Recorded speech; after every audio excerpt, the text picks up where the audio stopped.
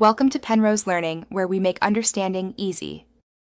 You start by powering down and removing the batteries so nothing shorts, then grab a T8 Torx driver and a clean towel.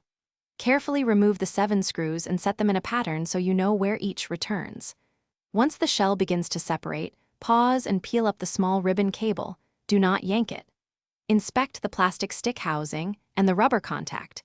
This initial inspection tells you whether the fix is cleaning, tightening, or part replacement. Next, remove the analog stick module by unclipping its tabs and lifting it straight out so you avoid bending pins. If the plastic retaining ring is worn, swap it or add a 0.5 to 1 mm shim under the ring to reduce play. This increases friction without altering travel. Make sure the potentiometer shafts and micro switch are aligned and straight. If pins look bent, gently realign them so the stick returns to center smoothly. Recheck rotation. When reassembling, reconnect the ribbon and align both shell halves so clip seat without forcing. Hand tighten the 7 screws in a cross pattern to avoid warping. Once closed, insert batteries and test in the Xbox or a PC. Move the stick through full range while observing input. This confirms the fix.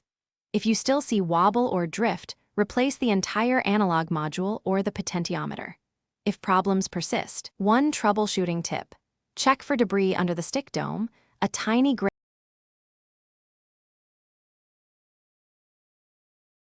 Thanks for watching. If this was helpful, leave a like and consider subscribing. See you next time.